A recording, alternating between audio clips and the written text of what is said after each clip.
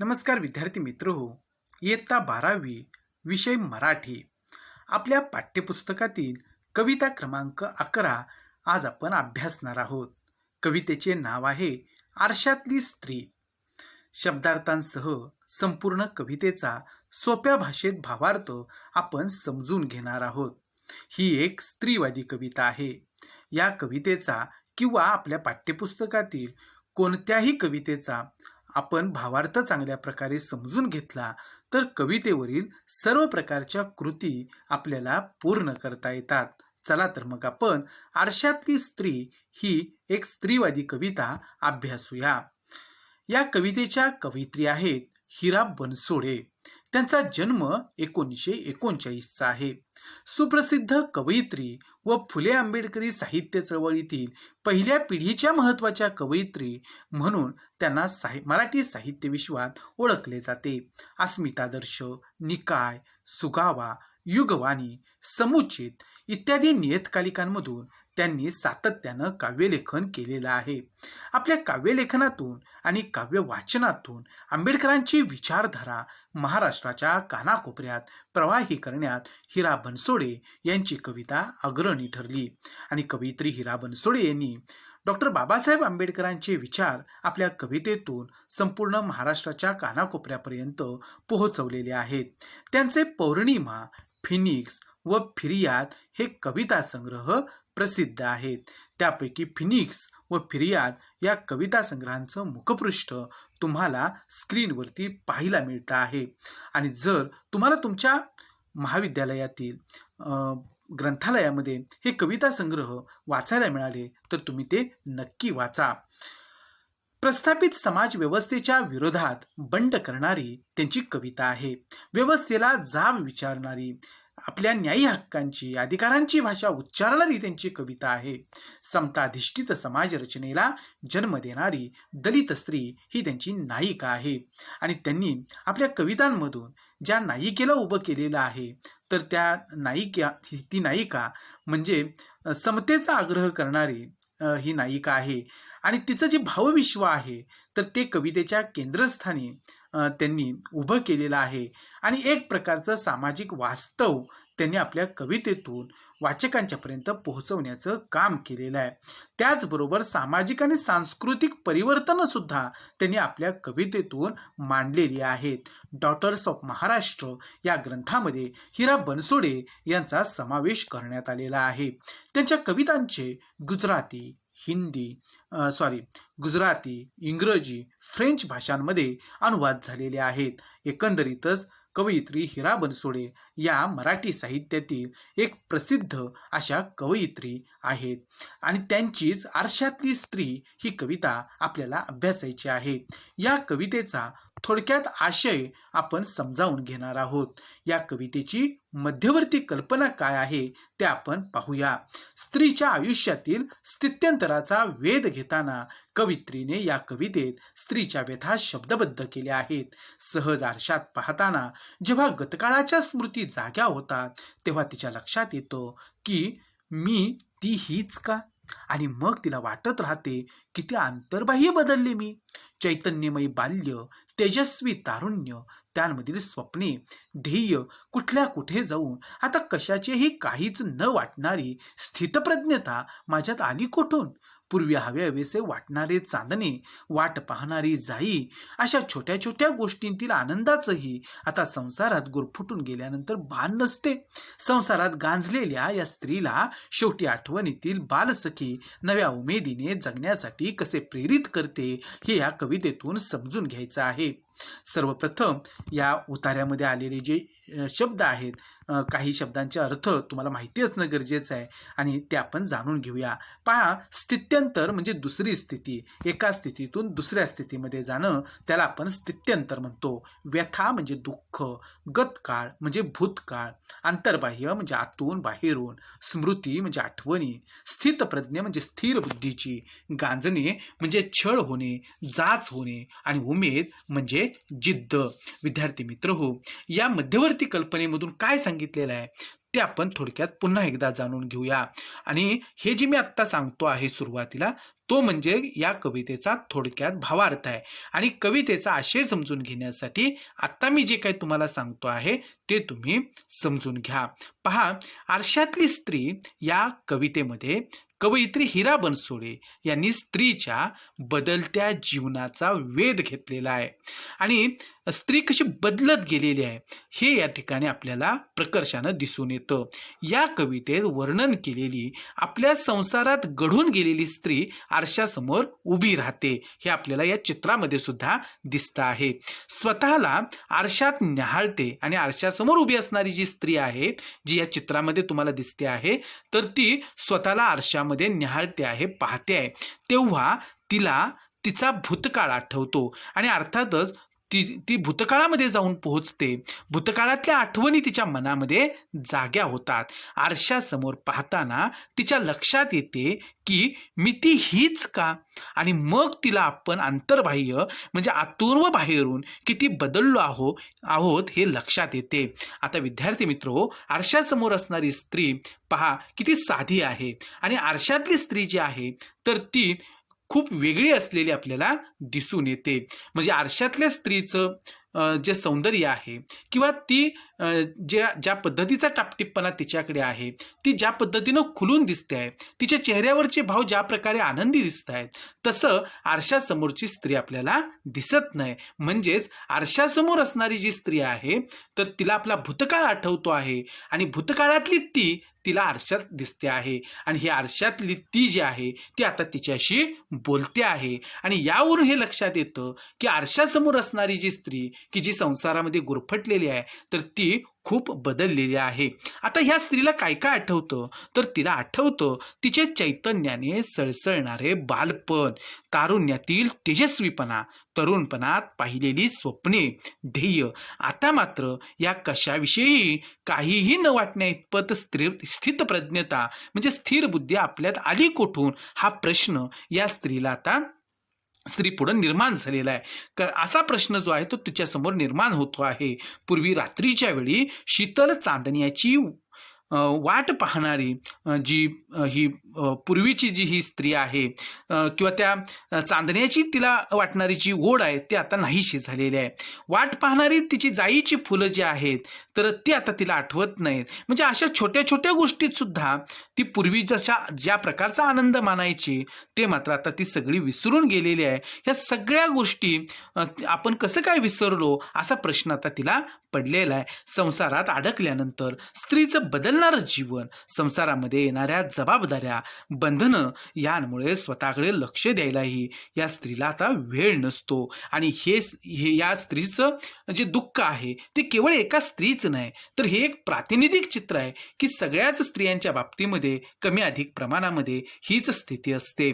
संसारामध्ये घडून गेलेल्या संसारातील ओढाताणीमुळं गांजून गेलेल्या, त्रासलेल्या या स्त्रीला शेवटी आठवणीतील बालसखी जी आहे किती उमेदीनं, जिद्दीनं जगण्यासाठी तिला प्रोत्साहित करते आहे. आणि अशा प्रकारचा आशय जो आहे तर तो या कवितेमध्ये व्यक्त झालेला आहे आणि तोच आशय आपल्याला समजून घ्यायचा आहे.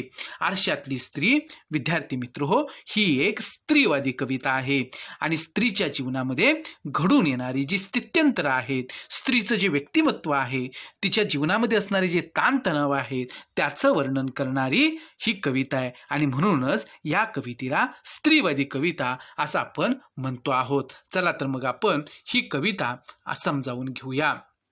आता आपण जे काही त्या ठिकाणी या कवितेचा भावार्थ समजून घेतलेला आहे तर तो लक्षात ठेवून आपल्याला काय करायचं आहे, याचा अर्थ जो आहे तर तो समजावून घ्यायचा आहे. पहा, इथे कवयित्री काय म्हणतात. सहज आरशात पाहिलं नी डोळे भरून आले. आरशातील स्त्रीने मला विचारले, तूच ना ग ती माझेच रूप लिहिलेली, तरीही मी नसलेली, किती बदललीच ग तू अंतर्बाह्य. तुला सांगू तुझ्या अंतरीचे सुंदर पूर्वरंग, ऐक तू कशी होतीस ते. आता आपण याचा अर्थ समजावून घेण्यापूर्वी काही शब्दांचे अर्थ पाहूया. पहा, डोळे भरून येणे म्हणजे गलबलून डोळ्यांत पाणी येणे. ल्यालेली म्हणजे घेतलेली, अंगीकारलेली. अंतर्बाह्य म्हणजे आतून बाहेरून. अंतर म्हणजे मन आणि पूर्वरंग म्हणजे भूतकाळातील आठवण. आता आपण काय करूया, या ओळींचा जो भावार्थ आहे तो समजावून घेऊया. पहा, या कवितेतील स्त्री ही एक सांसारिक स्त्री आहे हे एव्हाना आता तुमच्या लक्षात आलेलं आहे. सर्वसामान्य स्त्रियांप्रमाणेच संसारात ती रमून गेलेली आहे. अशी ही स्त्री एक दिवस सहज आरशात पाहते आणि तिच्या डोळ्यात पाणी येते, अश्रू येतात. आरशामध्ये दिसणारं तिचं प्रतिबिंब तिला काय विचारताय की तू तीच आहेस ना ग, जिने माझेच रूप धारण केले आहे. तरीही तू मी नाहीस. तू तर आतून बाहेरून किती बदलली आहेस. तू पूर्वी जशी होतीस तशी तू आता राहिलेली नाहीस. तू अजूनही म्हणजे तू खरं तर आतूनही आणि बाहेरूनही खूप बदललेली आहेस. पूर्वी तू मनाने कशी होतीस ते सांगू? मी पूर्वीच्या तुझ्याविषयी जे सांगणार आहे ते तू ऐक. तू कशी होतीस याबद्दल तुझ्या पूर्वस्मृती म्हणजेच भूतकाळातल्या सुंदर आठवणी जाग्या होतील. अशा पद्धतीनं ही जी काही बालसखी तिची आहे, की जी आरशामध्ये तिला आता दिसते आहे, तर ती तिला ह्या सगळ्या आठवणी ह्या संसारामध्ये गुरफुटून गेलेल्या स्त्रीला सांगणार आहे. आता ती काय सांगते आहे ते आता आपण पाहूया. पहा, ती काय म्हणते. पावसाचे तरंग ओंजळीत भरणारी चैतन्यमयी बालिका, अंगणात दिवे लावावेत तसे सर्वच बहर लावणारी तू नवयौवना, स्वप्नांचे पंख लावून आभाळ झुल्यावर झुलणारी तू ध्येयगंधा, नि आज नक्षकांत तू आहेस फक्त स्थितप्रज्ञा राणी. आता आपण काही शब्दांचे अर्थ सुरुवातीला पाहूया. तरंग म्हणजे लाटा, बहर म्हणजे फुलोरा, नवयौवना म्हणजे नवतरुणी, ध्येयगंधा म्हणजे ध्येयाने प्रेरित व गंधित झालेली, नखशिखांत म्हणजे पायाच्या नखापासून ते डोक्याच्या केसांपर्यंत, आणि स्थितप्रज्ञ म्हणजे स्थिर बुद्धी. आता आपण या ओळींचा भावार्थ समजावून घेऊया. ही जी काय बालसखी आहे ती ह्या संसारातल्या स्त्रीला काय म्हणते आहे, म्हणजेच आरशातली स्त्री जी आहे तर ती सांगू लागते की पावसाचे तरंग, सरी, लाटा ओंजळीत भरून घेणारी, चैतन्याने उत्साहाने भरलेली तू एक अल्लड अशी बालिका होतीस. लहानपणी सर्वसामान्य मुलींप्रमाणे तू एक खेळकर, निरागस, उत्साही स्वभावाची अशी होतीस. अंगणात दिवे लावावेत आणि त्यामुळे सर्व अंगण उजळून जावे तशी सर्व फुलांचे बहर सर्वत्र लावणारी तू बहारदार अशी नवतरुणी होतीस. आणि तुला हे सगळं आठवतंय का? तुझं तारुण्य तेजस्वी होतं. स्वप्नांचे पंख लावून आभाळाच्या झुल्यावर झुलणारी तू ध्येय साध्य करणारी गंधिनी होतीस. आज मात्र तुझ्याकडे पाहिल्यानंतर तुझ्या पावलांपासून ते डोक्याच्या केसांपर्यंत म्हणजे नखशिखांत तू स्थितप्रज्ञ बनली आहेस. तुझ्यातला खेळकरपणा, तुझ्यातलं चैतन्य, तुझं तारुण्यातलं तेज, तुझा ध्येयवादीपणा सर्व काही लोप पावला आहे. या सगळ्यांपासून तू दूर झाली आहेस. अशा प्रकारे ही जी काय आरशातली स्त्री आहे ती ह्या संसारामध्ये गुरफटलेल्या स्त्रीला सांगते आहे की तू संसारामध्ये आल्यानंतर किती बदलत गेलेली आहेस. लहानपणीची तू आता अल्लड बालिका राहिलेली नाहीस. तारुण्यातलं जे तुझ्या चेहऱ्यावरचं तेज होतं ते आता सगळं निघून गेलेलं आहे. आणि तुझी ध्येयवादी वृत्ती जी आहे, की तुझी स्वप्नाळ वृत्ती जी आहे ती सुद्धा आता कुठेच दिसत नाही. आणि तुझ्या अगदी पायाच्या नखापासून ते डोक्याच्या केसांपर्यंत तू फक्त एक स्थितप्रज्ञ राणी असल्यासारखी मला दिसते आहेस. अशा प्रकारे ह्या आरशातली स्त्री ह्या संसारातल्या स्त्रीला म्हणते आहे. आणि यामधून एकच सांगायचं आहे त्या स्त्रीला की तू किती बदललेली आहेस आणि हा बदल तुझ्या तरी लक्षात येतो आहे का? आता पुढे त्या ठिकाणी ही स्त्री काय म्हणते आहे. आरशात भेटलीस तरी बोलत नाहीस ग मन उलगडून, ओठ मात्र असतात पिळवटलेले, खसकन देह तोडलेल्या फुलांसारखे. इतकी कशी वेढून गेलीस या घनगर्द संसारात, जळतेस मात्र अहोरात्र पारंपरिकतेचे वरदान समजून. आता आपण पहिल्यांदा शब्दार्थ समजावून घेऊया. मन उलगडून बोलणे म्हणजे मन मोकळे करून बोलणे, पिळवटलेले म्हणजे निपचित पडलेले, घनगर्द म्हणजे दाट निबिड, अहोरात्र म्हणजे रात्रंदिवस, आणि वरदान म्हणजे कृपा. आता आपण या ओळींचा भावार्थ समजावून घेऊया. पहा, आरशातली स्त्री पुढे काय म्हणते आहे की ह्या संसारातल्या स्त्रीला ती म्हणते की आज तू मला आरशात भेटलीस तरी मन मोकळं करून तू माझ्याशी बोलत नाहीस. एखाद्या फुलझाडाच्या डहाळीला लागलेलं फूल देठापासून खसकन तोडून घ्यावं तसं तुझे ओठ पिळवटलेले दिसतायत, निपचित पडलेले आहेत, शांत आहेत. तुझ्या व्यथावेदना तू कोणाला सांगत नाहीस. मनातल्या मनात कुढणं तुझं सुरू आहे आणि या संसाराच्या घनदाट पसाऱ्यात तू अडकली आहेस. संसारानं तुला पुरतं आणि पुरतं वेढून टाकलेलं आहे आणि आतल्या आत तुझं मन मात्र दिवसभर जळतं आहे. आणि याची जाणीव जी आहे ती ही आरशातली स्त्री जी आहे तर ती करून देते आहे. आणि पुढे काय म्हणते आहे ते पहा.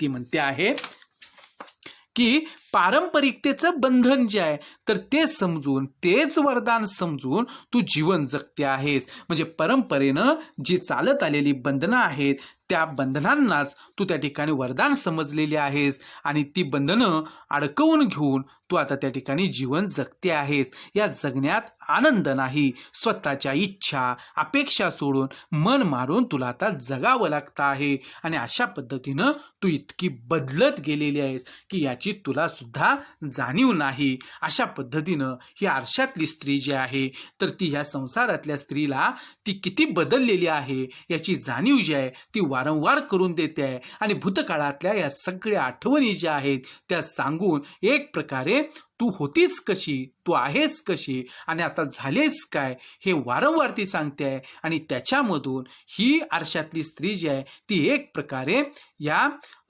संसारातल्या स्त्रीला विचार करायला भाग पाडते आहे. तिला हे सांगण्याचा प्रयत्न करते आहे की तू तुझ्यामध्ये असणारं चैतन्य जे आहे तर ते विसरू नको.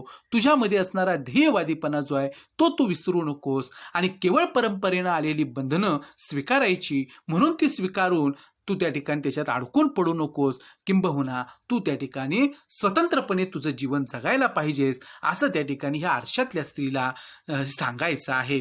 पुढे त्या ठिकाणी ह्या आरशातली स्त्री संवाद साधताना या सांसारिक स्त्रीला काय म्हणते पहा. अंगणात थांबलेल्या तुझ्या प्रेयस चांदण्याला दार उघडून आत घेण्याचंही भान नाही ग तुला. बागेतली ती अल्लड जाईही पेंगुळते तुझी वाट पाहून पाहून. पण तू मात्र झालीस अस्तित्वहीन, प्राण हरवलेली पुतळी. पहिल्यांदा शब्दार्थ पाहूया. प्रेयस म्हणजे अतिशय प्रिय, भान नसणे म्हणजे जाणीव नसणे, अल्लड म्हणजे खेळकर, पेंगुळणे म्हणजे झोपेची झापड असणे, अस्तित्वहीन म्हणजे अस्तित्व नसलेली आणि पुतळी म्हणजे स्थिर शिल्प.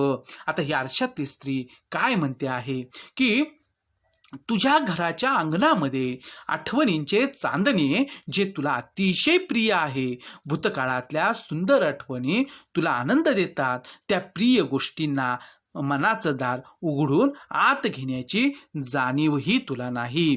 म्हणजे जे जे त्या ठिकाणी भूतकाळातलं सुंदर आहे, रम्य आहे की त्या आठवणी त्या ठिकाणी तुझं खरं जीवन आहे, जगणं आहे, त्या सगळ्या आनंदाच्या गोष्टी ज्या आहेत त्या ठिकाणी तू आतमध्ये घ्यायला पाहिजेस. परंतु तू तुझ्या मनाचं दार बंद केलेलं आहेस. त्यामुळं या सगळ्या आठवणी जणू त्या ठिकाणी तुझ्या वाट पाहत तुझ्या मनाच्या दाराबाहेर ताटकळत उभ्या आहेत असं त्या ठिकाणी सांगायचं. म्हणजे ह्या आनंदापासून तू त्या ठिकाणी का दूर राहतेस असं ह्या आरशातल्या स्त्रीला सांगायचं आहे. पुढे ती असं म्हणते आहे की किंबहुना मनाची दारं तू घट्ट लावून घेतली आहेस. ज्या बागेत लहानपणी तू आनंदाने बागडलीस त्या बागेतली तुझ्या आवडती जुईही तुझी वाट पाहून पाहून पेंगळून गेली आहे.